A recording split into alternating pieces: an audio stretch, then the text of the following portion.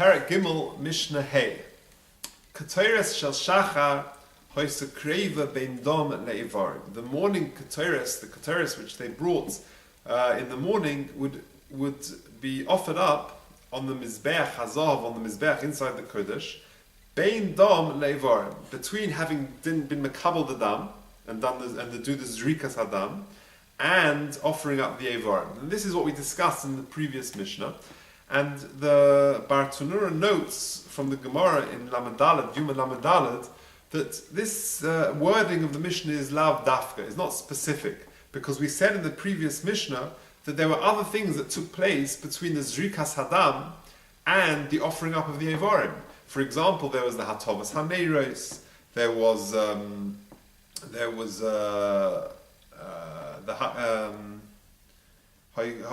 Bartner says as follows: Lav dafka da'otnan le'el v'kibeles adam v'zarkai v'nichnas lahaktir keteres or lahetiv v'saneres. He would go in to do the keteres or lahetiv v'saneres or lahakir v'sarosh v'seivarim.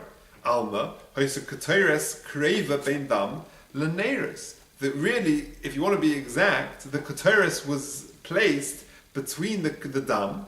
The whole process with the dam, the catching and the zrikas hadam, l'neres, v'lo bein dam le'ivarim.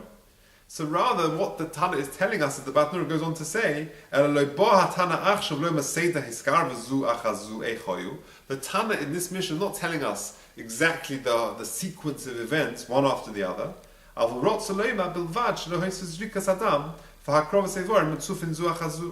the key is that you mustn't have the dam and the hakrovas eivarim and the offering up of the parts of the tomid immediately juxtaposed. Because rather the keteris has got to be done in between them, and that's what the Mishnah therefore means. That the keteris has to break up the zrikas adam and offering up the eivarim onto the mizbeach. And similarly, shabein ha'arbayim bein eivarim l'sachim. The keteris also broke up it was placed, if you like, between the eivarim, the putting on the limbs on the mizbeach, the nesachim. Now, where do we know this from? How do we know the keteris has to be done before the hakrovas eivarim? So the Gemara darshans that with respect to the keteris, it says baboike baboike. It says it twice, which implies very early in the morning. Masha'en came for the hakrovas eivarim, for actually burning the eivarim of the tomid on the mizbeach. It just says baboike. So therefore, the baboike in reference to the keteris tells me that it's got to be before the eivarim, where it just says baboike once.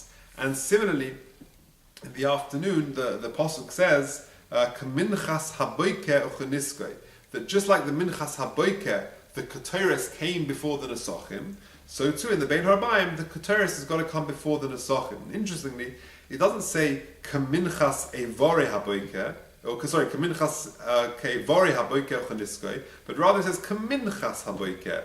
And therefore, the Mefarshim explain that the keteris of the bein harbayim has got to be before the mincha, the meal offering, avaloi le'ivarim, but not before the eivarim. Okay, so that's the beginning of our Mishnah.